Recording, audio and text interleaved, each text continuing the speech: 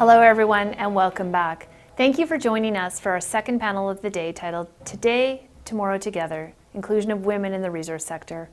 Again, if you have any questions throughout the presentation, we will be using the Whova Q&A, generously sponsored by Jambo. I'm pleased to welcome this session's sponsor, Community Futures Leap for Women in Business, to introduce our next panel.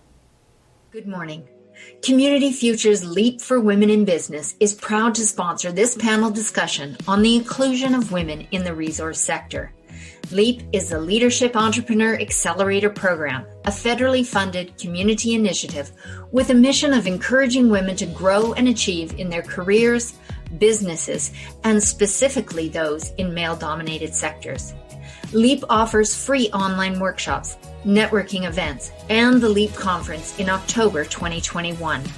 We hold regular twice-monthly networking opportunities over lunch that feature a variety of guest speakers to learn from while connecting and growing with other like-minded women. Our free online workshops provide valuable skills to help you to move outside your comfort zone in your professional lives. In Reframe for Confidence, we give you the tools to build confidence, transform your fears, and communicate with impact. Reframe for Gender Inclusivity will give you insight and skills to mitigate the negative impact of gender bias in the workplace. The LEAP conference gives participants concrete tools needed to take the next leap forward in their careers. And now, I would like to welcome the panel moderator, Carolyn Chisholm, Director of External Affairs with Rio Tinto. Thank you, and we hope to see you soon. Good morning, everyone, and thank you to the Natural Resources Forum for organizing such an important topic for our conversation today. I'm really excited to be able to participate with a fantastic group of women to talk about a topic that is near and dear to my heart, the inclusion of women in the resource sector. And a special thanks as well to the sponsors for this discussion, the Community Futures Leap for Women in Business. My name is Carolyn Chisholm, and I'm Director of External Affairs with Rio Tinto.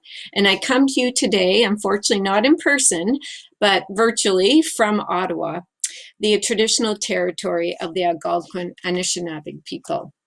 And I'm really excited to have a conversation today with our panel members that include Lindsay Kearns, Outreach Coordinator, BC Centre for Women and the Trades, Carrie Crozier, General Manager, CN, our own Alexandra Dandie, Superintendent, Maintenance, Asset Management and Automation at BC Works in Kitimat, and Christina Ciesielski, Fisheries Program Manager with the Carrie Sekani Tribal Council.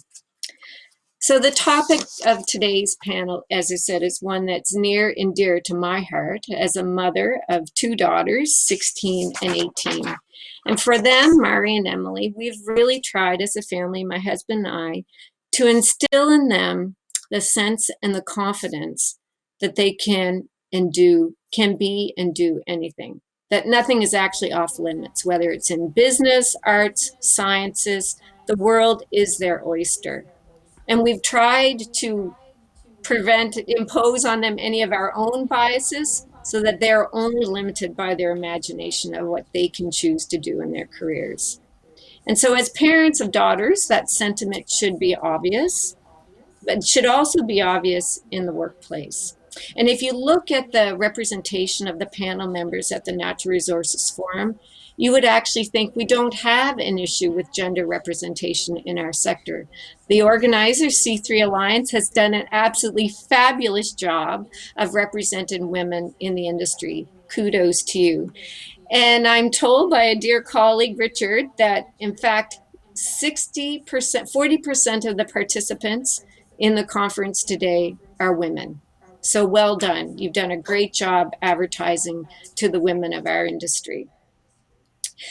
But if you have read over the weekend the investigative piece that was in the Globe and Mail that the authors called The Power Gap, you might feel a little discouraged.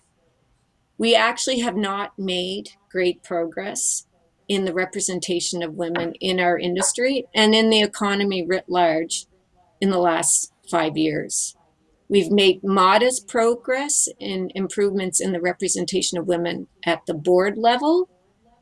But in our industry, the mining industry in particular, we only account for 13 to 14% in leadership roles. And to have female leaders in our organization is extremely important because we do need role models to inspire our daughters to do bigger and better things. So, and why is it so important? And we know it does make good business sense that we try to represent 50% plus of the population in our organizations. But the research shows that gender diversity results in increased productivity, greater innovation, better decision making, and higher employee retention and satisfaction. So why are we in the same place we were almost 30 years ago when the federal government had a Royal Commission on the status of women? In fact, if you look at the statistics from RBC, the participation of women in the labor market today is at a 30-year low because of the pandemic. So what can we do as women? We could say those statistics could be quite devastating and say, oh, I give up. The challenge is too big. But I'd like to think I'm a glass half full kind of person. And from what I've discussed with the members of this panel, they are too.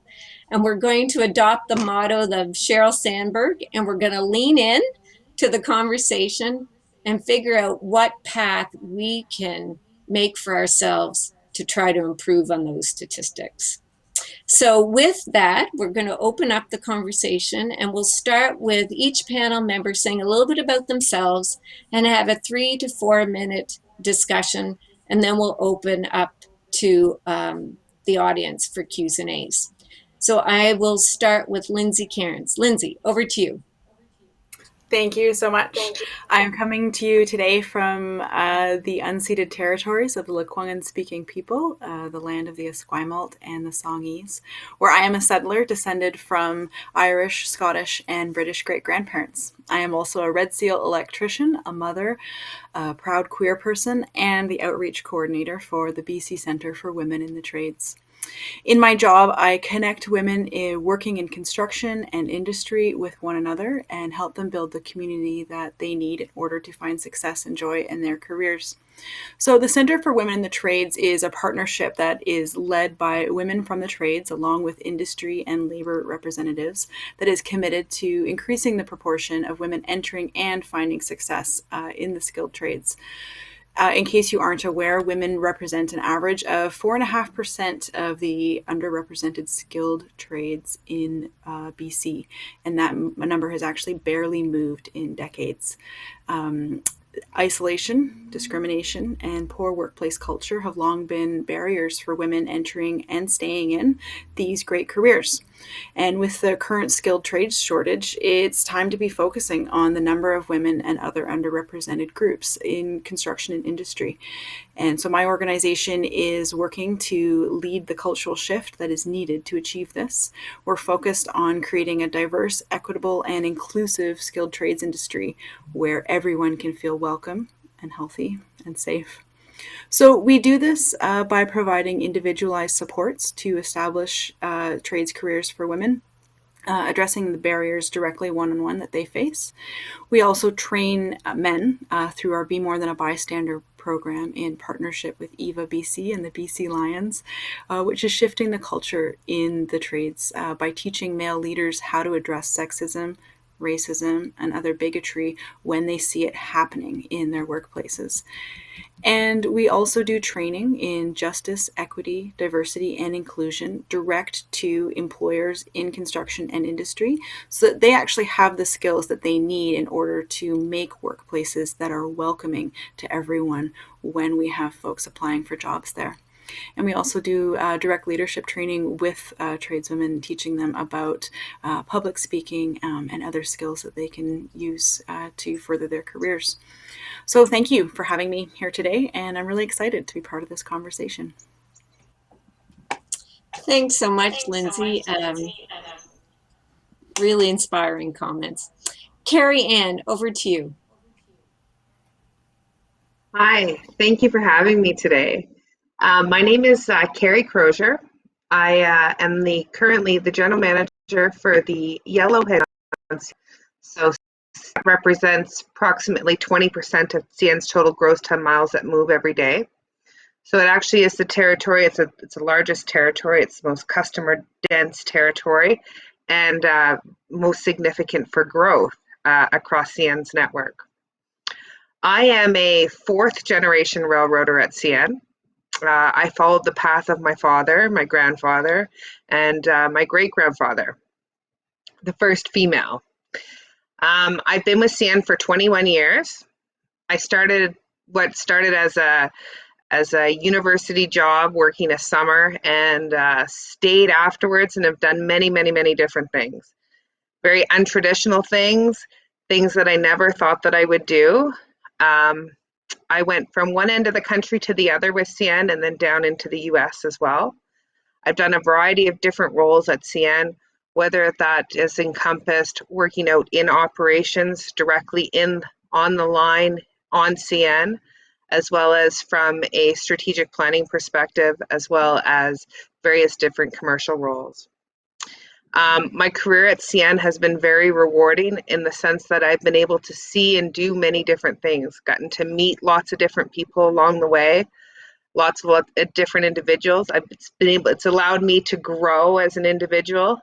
And over the course of my career, one of the things that's been very important to me is to pay back the things that I've been fortunate to be able to achieve through my career. And that includes making sure that I can be a voice as well as a support for women and for others who may be untraditionally in roles that they might look a little different than what other people look like in those roles, because that's been me throughout my career. CN, I will say, is a very strong supporter and sponsor of the League of Railway Women and a participant of their mentorship program. CN provides both mentors and mentees to the program and believes that this is a key strategy to increase the number of women in the workforce and retention. CN is a company that really does value the presence of women in leadership roles, myself being one of them. We have signed the Catalyst Accord, which commits to having 30% of executives, and those be female, by 2022. And then as well, we have an executive sponsorship, whether that's formal or informal, and it's a key strategy to achieve that goal. I will say this, that awareness is key, and it's important for all employees, whether CN or other industries, to know about the reality of the workforce and hear about success stories and ongoing efforts in the industry. And I hope that's what today brings us closer to be able to do. CN has seen a significant shift in recent years to take diversity and inclusion seriously. We do put an emphasis on celebrating International Women's Day, as well as other important days which can celebrate one another. It's important to be aware of one another and to just educate ourselves. So I look forward to you very much for having me. Thanks, Carrie Ann. Alex, over to you, and share with us your journey in Rio Tinto. Thanks, Carolyn. I was really humbled when I was asked to participate in this panel, as it's a topic that is close to my heart as both a leader working in the resources sector and as a mum raising my daughter to be fearless in pursuing whatever brings her happiness. I am a mechanical engineer with a master's in chemical engineering, and I started my career with Rio Tinto as a graduate reliability engineer on a salt mine in remote Western Australia. I've subsequently worked across process, production, maintenance, and business improvement roles in 3 of our business units between Australia and Canada. And as you mentioned, my current role is as maintenance superintendent at our BC Works operations based in Kitimat. When I was reflecting on the topic for today's discussion, I went right back to the beginning of my journey with Rio Tinto, when I was the first female graduate mechanical engineer to join that particular site. And wow, was I a novelty. I spent the first part of my graduate program on the tools and driving haul trucks, a request I made to my leader, as it was not typical for grads to do this. Because from the very beginning of my time in the resources industry, I wanted to learn as much as I could from as many people as I could, because I believed this was the key to succeeding in my role. And I continue to strive for this in any role I take on. Inadvertently, I think this has actually helped me to overcome some of the barriers that were presented due to my gender, as the more people that got to know me, the more I broke down preconceptions and demonstrated that being a man or woman does not and should not be a key competency needed to succeed. One of the lowlights I have experienced is that there are some people that, instead of working to overcome the barriers women face in our industry, they choose to ignore or not acknowledge they exist. I share this from a personal space, and one particular story that has shaped who I am today and was a complete shock was after calling out a team member's inappropriate behaviour towards me. That included sexist remarks, derogatory jokes, and explicit nicknames, and then receiving a wave of backlash. The most startling for me was from other women, and comments such as, "You've made it harder for us now." But what I learned after seriously questioning if I had done the right thing is that this response and culture of acceptance, because it's just the way it is, helps no one. What I have seen helps, and what I have learned so far through my career, is to be an enabler for an environment where everyone feels comfortable. One of the most spoken about subjects in our industry is safety, but there has traditionally been a focus on physical safety. And if we start focusing on what I call holistic safety, physical, emotional well-being, and mental health, this helps to shift some of the toxic culture that can mean women feel uncomfortable and therefore not interested in pursuing a career in the resources industry or staying. But this is a big shift. It was only a few weeks ago I was talking with one of my supervisors about having a conversation with a team member who did not seem to be doing well, and he felt uncomfortable. But when I asked him if one of his team was limping across the workshop, would he ignore it? He answered no. And this comparison really helped him to be more comfortable with a conversation in a space that still has a lot of stigma, feelings, and emotions. But I believe this is key to share if we want to recognise the impact people's behaviour can have on the comfort of women in the workplace.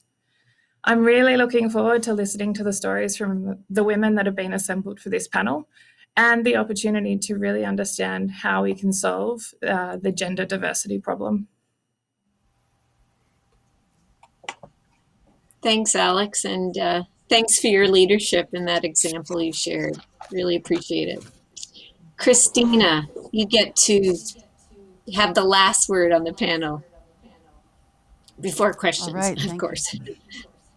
Okay, so I'm happy and grateful to be here on the unceded territory of the Lheidli here in Prince George, and I am the Fisheries Program Manager for the Carrie Sekani Tribal Council. I began knowing at a young age I wanted to get into a field of working outside with fish or animals, and I pursued a tech diploma at BCIT, where my class was about 50-50 female-male. And from there, I was able to work around the province and gain experience. And one of my first positions working with marbled murrelets on the coast, I had a female supervisor, and she really did prove to be a model and a mentor for me as I moved forward. And I did have other female supervisors. I also worked in forestry up here in the area and worked in fisheries around the province. And I've had other female supervisors, but mostly it's been male technicians that are my co-workers. There's not a lot of females in my field. And as I moved ahead, and it was only seasonal work, I decided to go back to school to go to UNBC here in Prince George to pursue a degree in wildlife biology. And there was at least 3 women that were in the Aboriginal women that were in that field as well. And 2 of us are now still in fisheries management up here in the north central area of the province. So that is encouraging. So I came to this position here as a manager in 2009, started working for the tribal council there.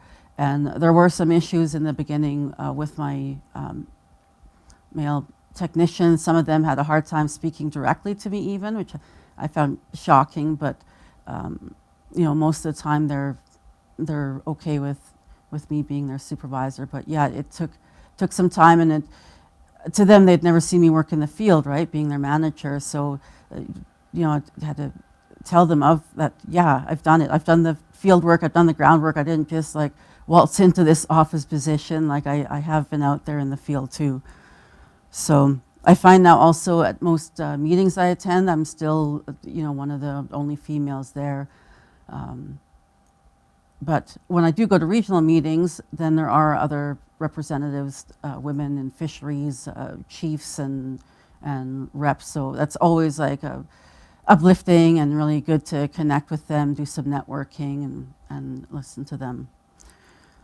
So for encouraging women, I try to hire female technicians whenever I can. But unfortunately, there's not a lot of women coming into the field, it seems. And with my work, it's seasonal in nature, and I have limited funding. I have this Aboriginal Fisheries Strategy money, AFS, and it hasn't been increased since the beginning. So it's really hard to retain people that way. Mostly it's because they have a real passion for working in fisheries and wanting to save the fish and improve the population. And so for things to attract and to keep women in the workplace, having more equal pay would obviously benefit. And then I find with my own organization, there is a good benefits package. So we can do flexible time, which is really helpful when you're a young single mother and you need to go pick up your kids or, drop them off at school and stuff like that. So having that support so you can balance your family and work life is really key.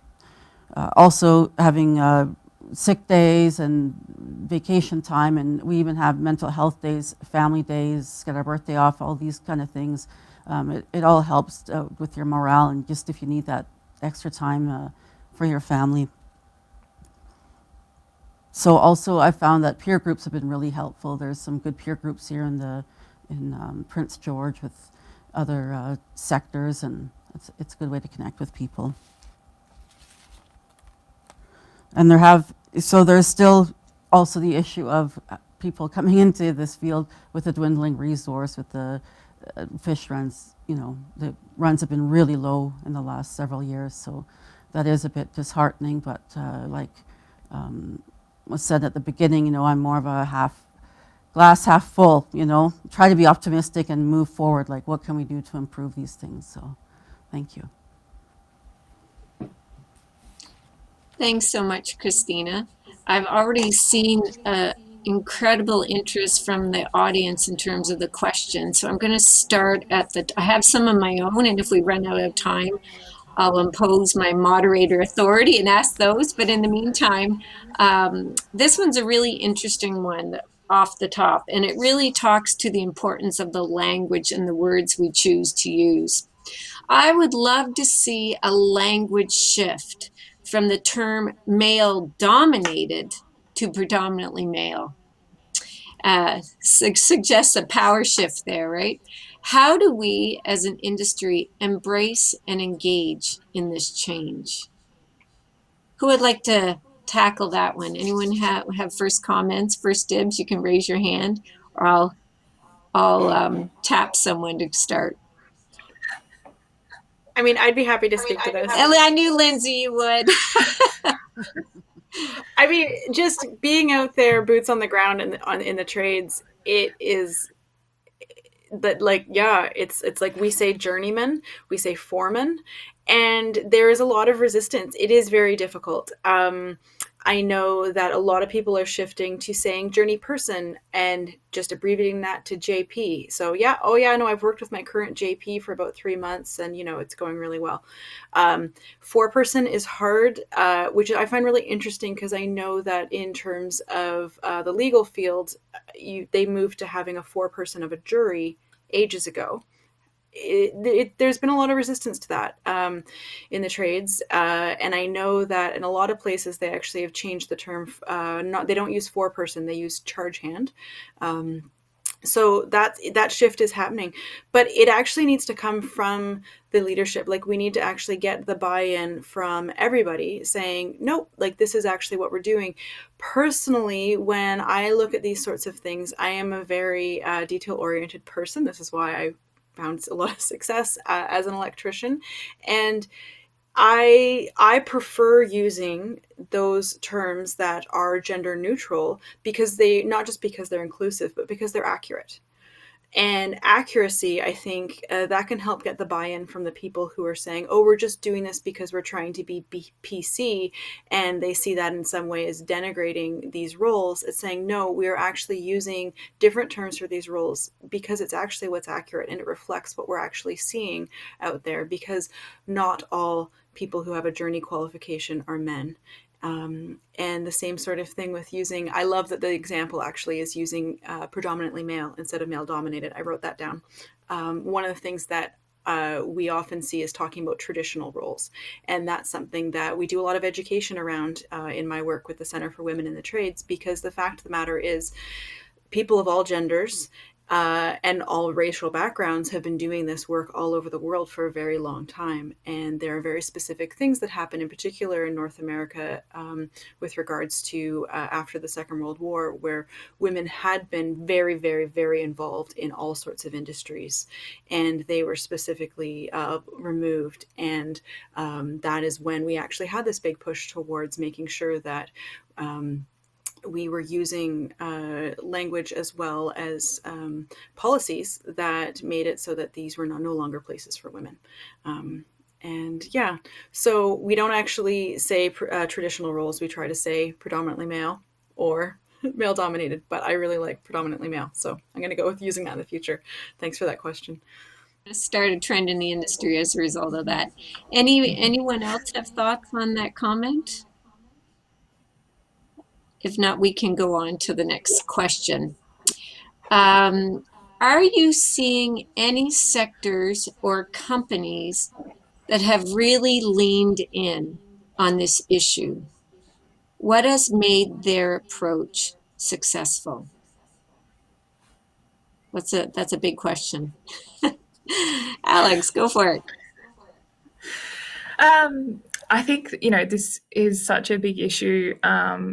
But I have seen, for me, I saw BHP, take steps back in 2015 to set some really ambitious goals. They said by 2025, we are going to have 50-50 in our business. And to be honest, when I first heard that target, I had mixed emotions and reactions to it.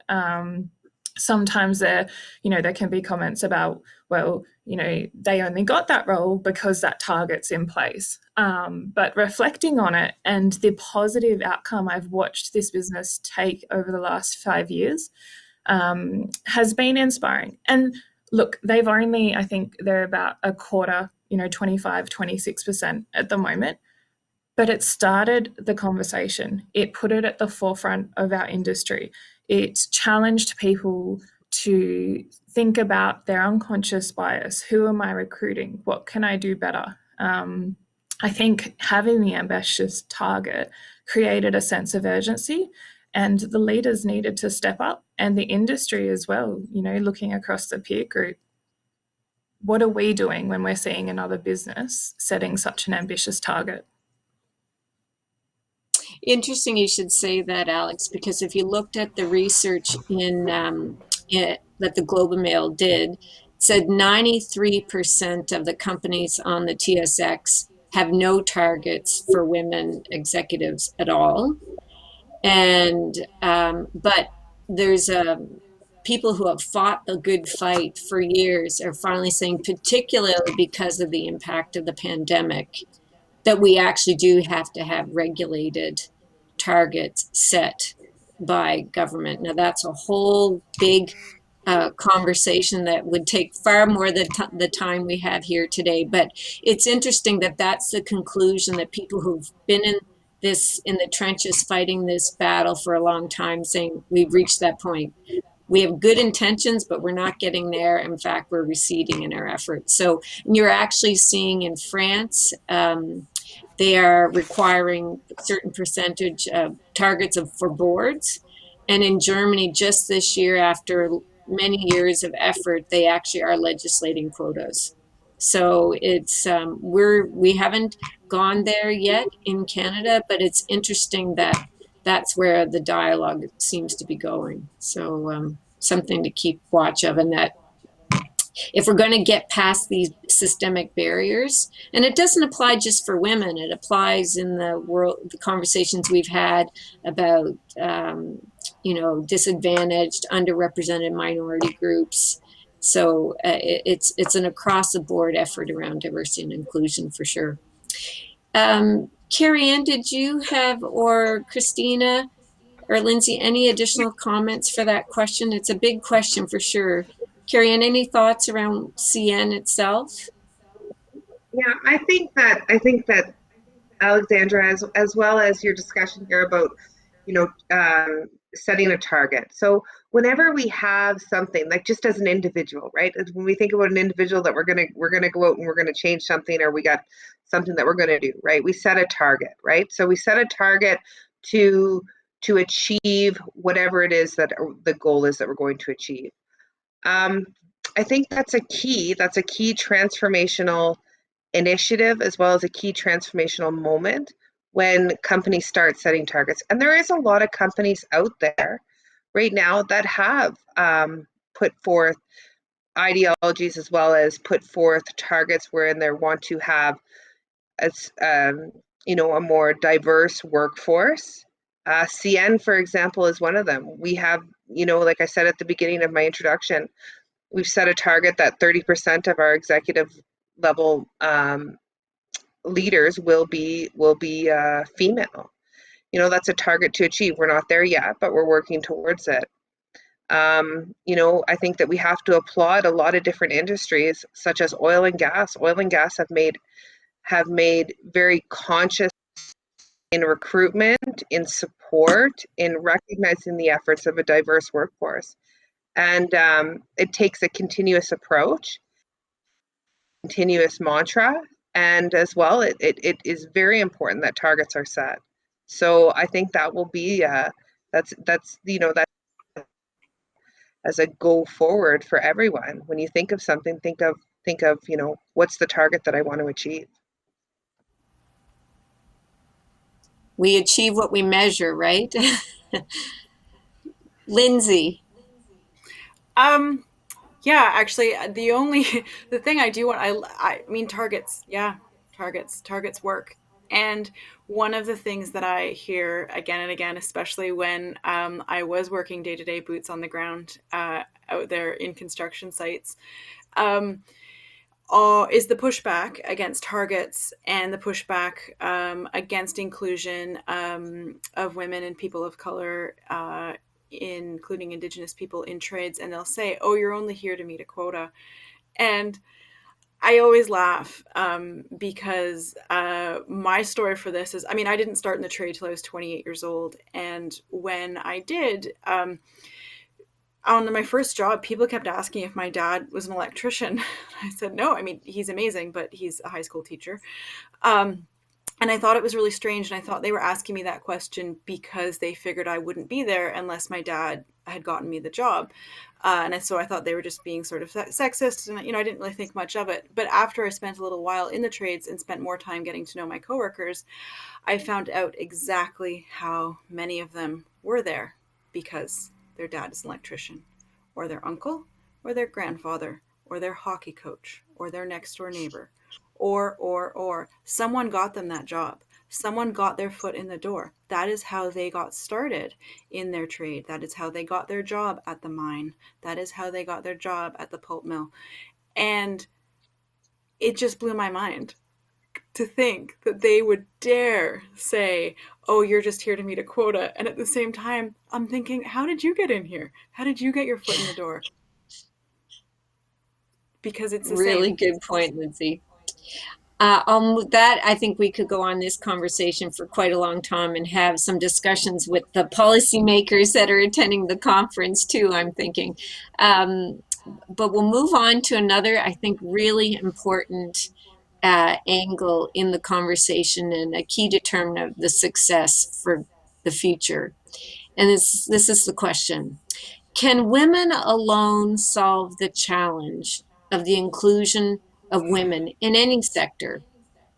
Should we not include men in seeking the solution, given that they hold the majority of decision-making roles? Ideas on how to do this. Christina, I'd love to start with you and get your thoughts on that question. Is this a fight just for women, or how do we include men in the conversation? No, I definitely think that men need to be involved in this, and yeah, you need the support of your supervisors if they're male to push this ahead, for sure. So I'm not really sure it's we have a similar example in Rio Tinto with our our white ribbon campaign, and Alex is familiar with this, and our domestic and family violence policy, which was inspired out of a tragic event in Montreal at École Polytechnique. But what that white ribbon campaign is about is really, how do we make men be the change in terms of violence against women? And it does. Dr. Michael Kaufman was one of the founders of the movement, and that was really his inspiration and his drive, is that this has to involve a conversation of all of us. And I think that's what that question is getting at, is that it can't just be our fight. This is a societal fight. If you look at the sheer math of the situation, RBC and McKinsey, both the different numbers, but either way, they're enormous numbers, that between $100 billion and $150 billion is at stake by not trying to get women fully engaged in our economy and to achieve gender parity. So there's a business and public policy imperative here for sure.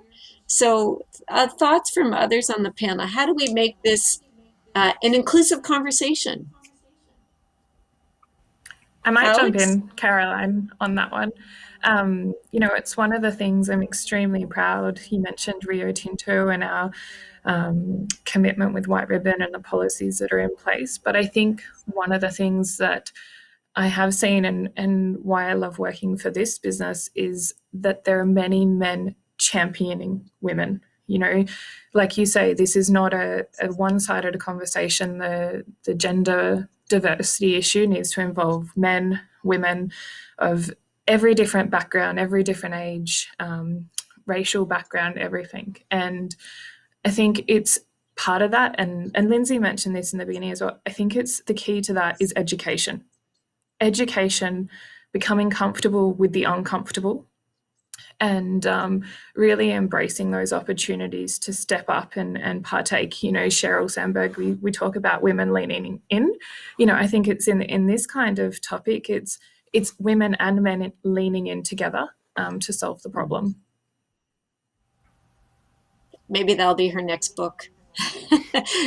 But she actually does say that the success for leaning in is have a partner who does 50%. So they both have to lean in together, right? So Lindsay or Carrie Ann, any other comments to add to that question? I mean, this is exactly one of the core pillars of the Center for Women in the Trades. From the very beginning has been our organization's partnership with the Ending Violence Association of BC, which had already started with the BC Lions, this program called Be More Than a Bystander. And what we did with our partnership with them is to rewrite that to be specifically about trades and industry and construction, and use that program for people, for men in the industry, to get them that education that they need to understand that this is actually to their benefit and that they can develop a skill around this. It's not as simple, and we all know it isn't. When you see something happening, when someone says something that is bigoted in one way or another, we don't all just automatically have the skills to address it, and we don't know what to say or what to do. And so we all need to practice that. It's a skill we can all learn, and it is exactly something that we need to have our male allies learn. Like, that allyship is crucial. It's the same when we talk about decolonization efforts here in Canada.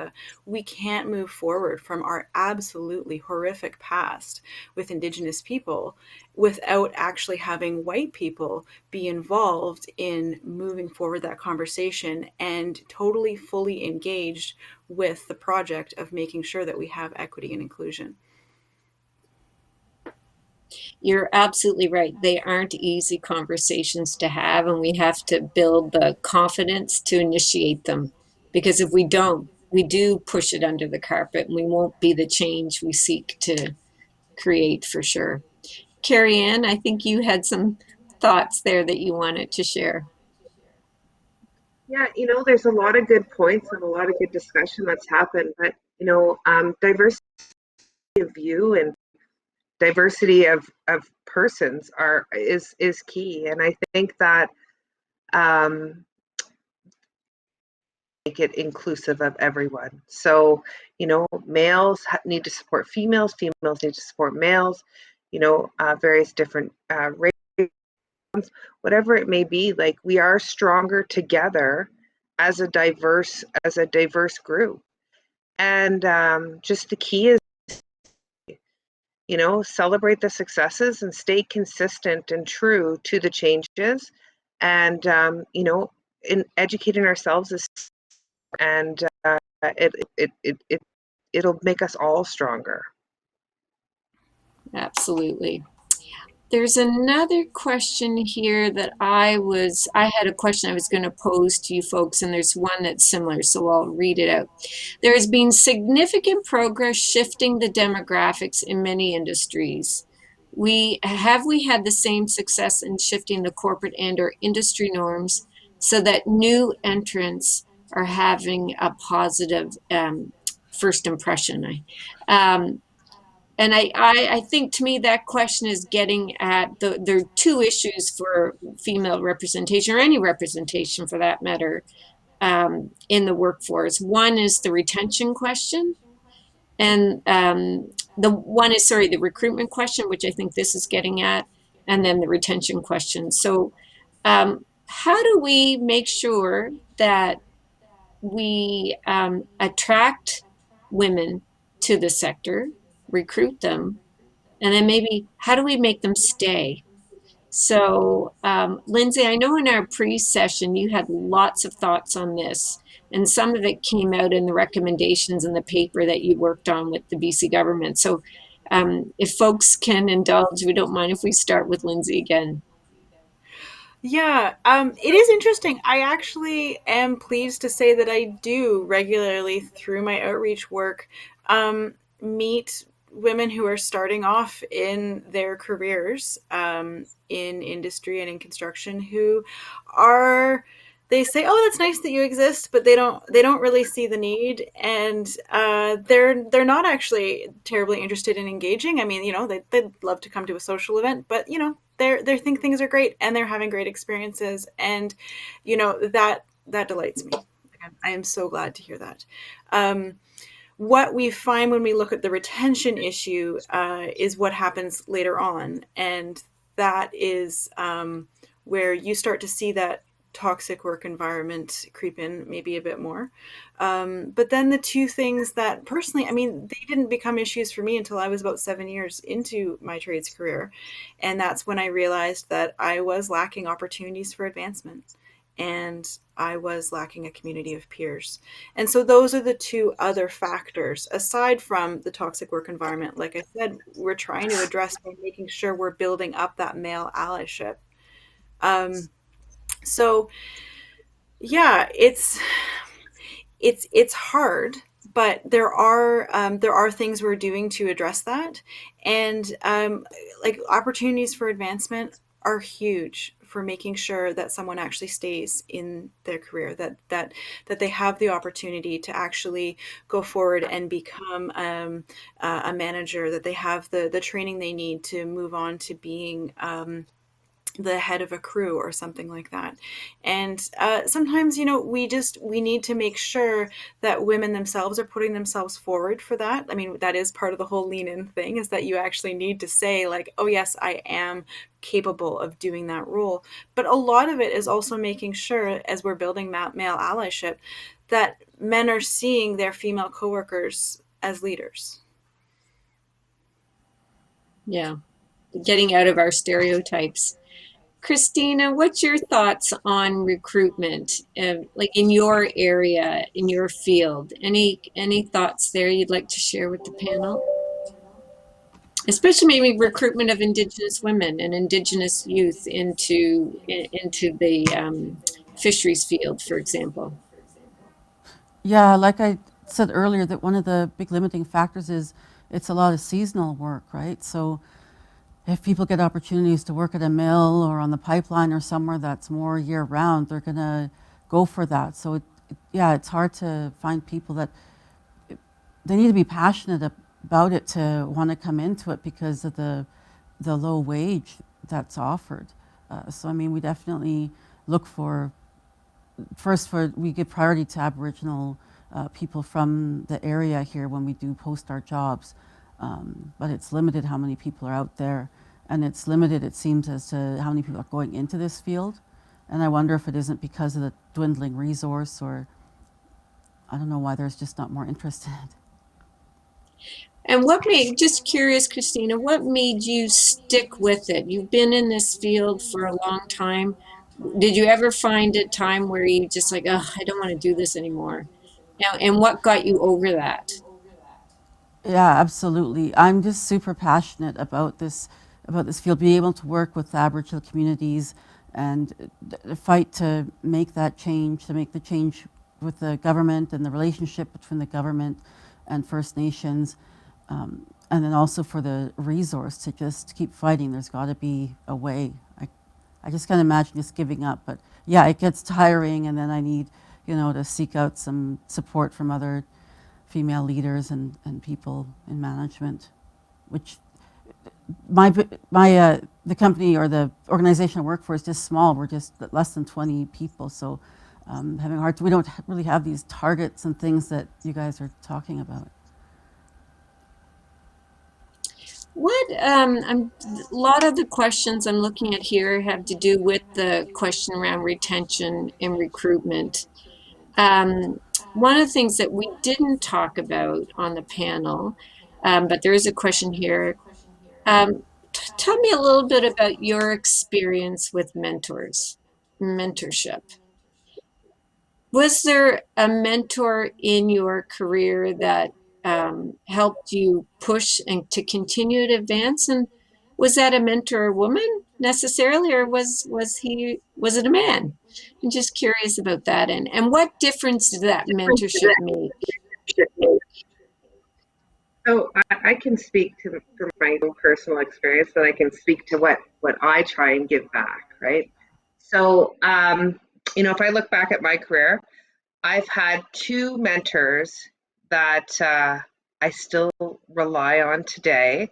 One is a female and one is a male, and have given me different perspectives and different strengths, and help me develop, help be a sounding board, help be a person that I could go to be able to seek assistance, guidance, support, whatever that might be. One mentor happened just organically. We'd connected. I said, you develop that relationship and then it just kind of happens. So I was very lucky that way, that I was able to meet this individual who happens to be a male. And then the other mentor that I'm referring to, I actually sought her out. I said, you know what? This is a woman that embodies a professional, demeanor. She embodies a lot of the qualities that I viewed to be important. I thought I have a lot that I can learn from her. So for me, I I have that personality that I was able to go out and find my own mentor. That's not the case for everyone, but I think that mentors are very important to the success of any individual in there, as well as when we talk about retention and we talk about path forward and we talk knowing what your future can hold in a supporting aspect, whatever that might be. So one of the things that I found over the last probably 10 years of my career is that it's important for me to pay back, right? It's important for me to pay back and offer mentorships or support or guidance, whether it's a long-standing relationship, whether it's a short-standing relationship, whatever that might be, to be able to pay that back. Because I think that that has been one of my greatest strengths that I've been able to draw on is through individual mentorships. Thanks, Carrie, and thank you for being a mentor. That's fantastic. Alex, what about you? What's your experience around mentorship? I think I was very lucky starting with Rio Tinto. I was actually assigned a mentor initially, and it's Carrie Ann mentions that not everyone will go out, and I think, and especially when you're entering the industry, it can be quite intimidating, and you may not have that courage yet to be, ask someone to establish that relationship. And my mentor was a female. And I'm actually still in touch with her today as someone that I do reach out to. But as I developed my self-confidence, I approached people that inspired me. And at the moment, my active mentor, the mentor that I reach out to on a regular basis, is a man. And he embodies a lot of the qualities that I aspire to be as a leader. And I think part of that mentoring is also giving back and then having mentees yourself. I learned so much from the women and men that I have mentored over the years, and I'm a real advocate for mentorship in helping people soundboard and just provide them a safe space to truly identify what's going to make them happy, how to address challenges or issues that may come up, and that there's someone there that has your back when you need it. You're lucky. Christina, how about you? Have you had someone that kept you going and mentored you through your career? Yeah, I have had several. In the beginning, there was some women supervisors that were my mentors. And then with the tribal council here, I've had a male mentor. And I find that we have mostly females at the office, and a lot of them do come to me for advice since I've been there the longest. And so, yeah, I always try to help people and how to approach situations, difficult relationships, things like that. Yeah, for sure, try to help out. Well, thank you. Well, we'll move on to the next question, and I'll start, since I didn't ask Lindsay to answer this mentorship one, I'll ask you this one because we were talking about this at the top of before our session started on air. Any innovative ideas to support women in trades when going through childbearing and child rearing years? It seems like we aren't as supportive to women in the trades. Sorry, it jumped off the page now.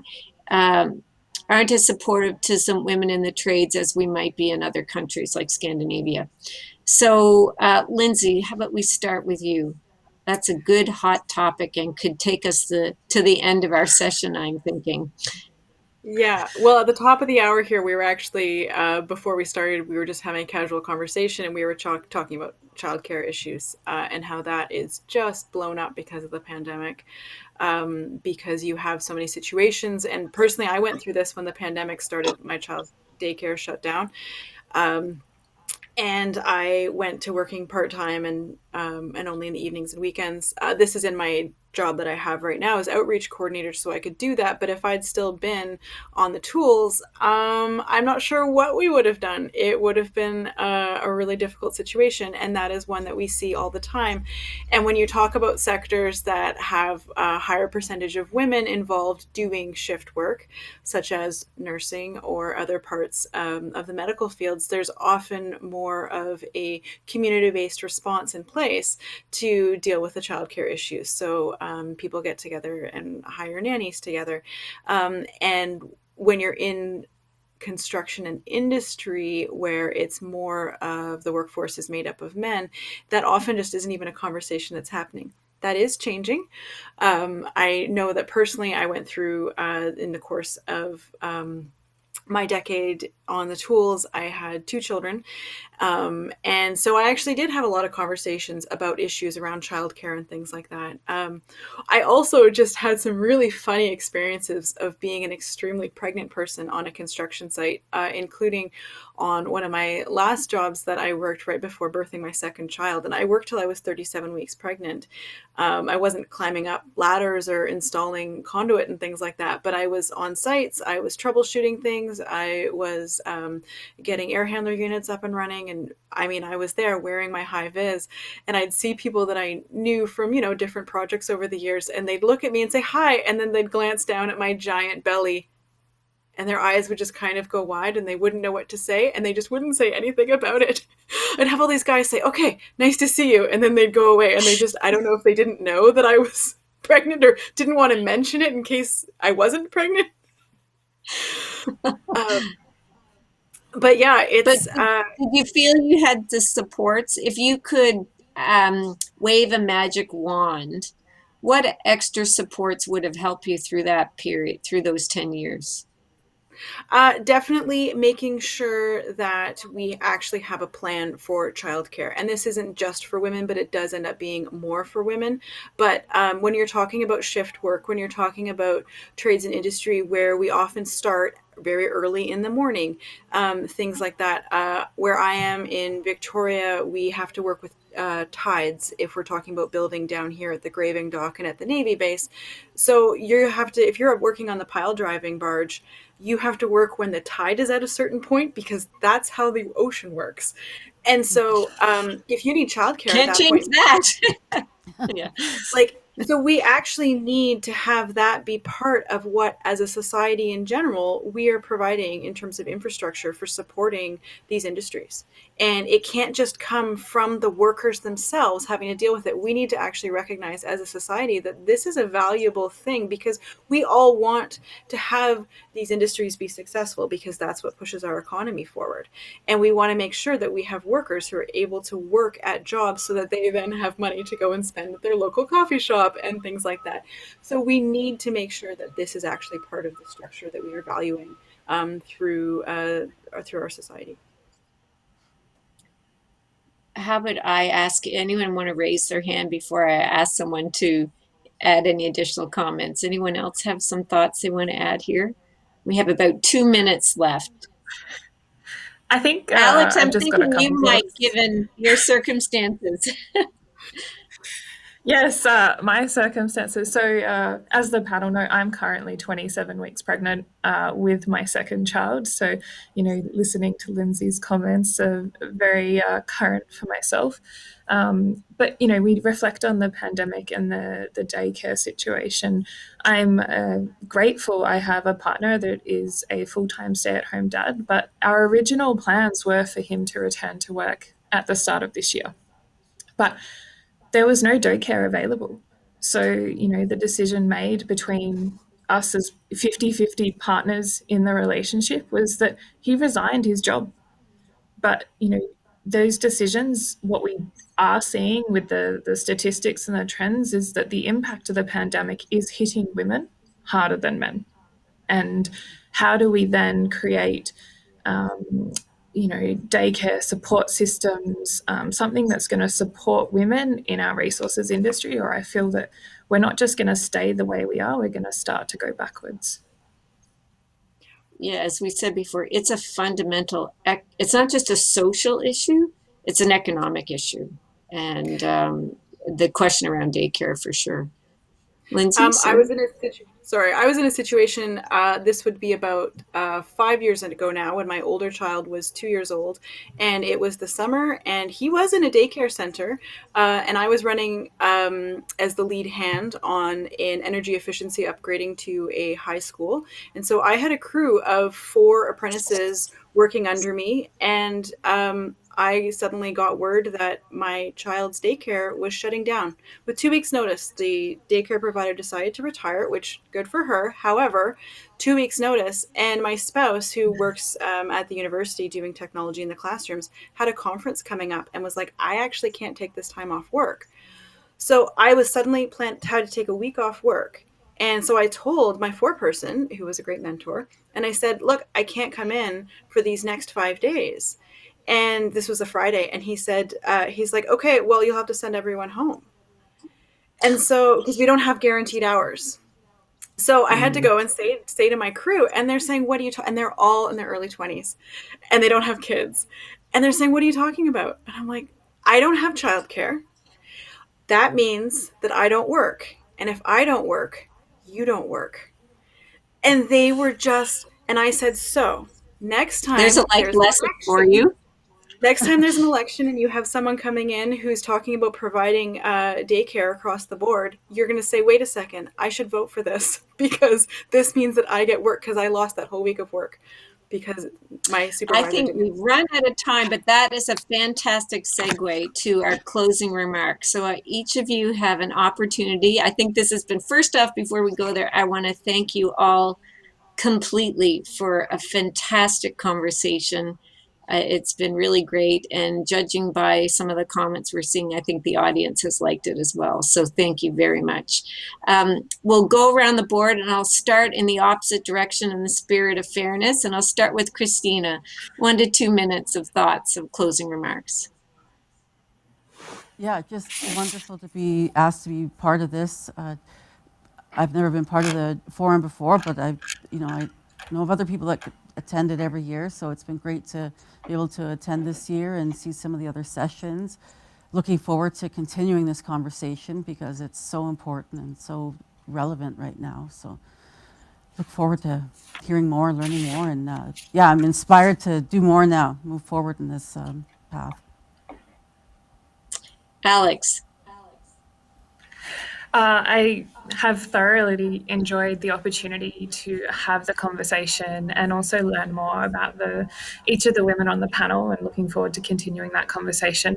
I think one of the things, we know there is some good policies coming out underpinned by data and research, but I still feel there's a genuine lack of commitment to improve diversity and inclusion in our resources sector. And I'd really love to see us, we're having great conversations, but let's start seeing some action. And I really think this is a leadership issue, and it's our opportunity to take actions. And if leaders aren't sure where to start, ask for help rather than doing nothing. If the solution was simple, we wouldn't even be having this conversation right now. Yeah, exactly. And actually, you know what? I'm not even sure we're being recorded because I think I may have run out of time, but I'm going to give Lindsay and Carrie Ann the chance to share their thoughts because I love listening to you guys. Lindsay. So, okay. Carrie Ann. No, Carrie Ann, your turn. Yeah, Go we ahead. started with Lindsay. We go to Carrie Ann. All right, I was following the sequence, but anyways, I'll keep it short. Listen, we have a long ways to go. There's a lot of great dialogue, and I love the opportunity to be able to meet new people and to be able to participate in this event. This is my first, panel discussion remotely, so it's a bit different. But anyways, we have a long ways to go, and I think that there's a lot of strong leaders, obviously, on this panel and obviously participating in the event that can make a difference. So let's all try and make a difference. Exactly. Be the change. And Lindsay, I'll give you 10 seconds and then we have to jump to, I feel like I didn't give everybody the closing comments they deserved. Sorry about that. It's fine. I've already spoken too much today. I really, I see you all coming together. I love seeing how we are building this resilience, and and I see a bright future. And just like Alex said, like that's actually what we need, is we need to make sure that we have other people coming into this and seeing that they have to be engaged and that this is actually their future too. Yeah, absolutely. We'll see you at the sub session in 2 minutes. Thank you so much, you guys. Bye. Thanks, guys. Thank you very much, Carolyn and panel. We sincerely appreciated you sharing your experiences with us. Next in the schedule, we're moving into our networking break sponsored by ConocoPhillips Canada from 12:30 to 2 p.m. But we invite you to continue the conversation with our panelists in the breakout room by visiting the sub-session connected to this panel in your agenda. Finally, don't forget to check out our virtual exhibitors and connect with attendees through the platform. Thank you everyone for joining us this morning, and we'll see you back online at 2 p.m. to hear from Roger Dall'Antonia, President and CEO at Fortis BC.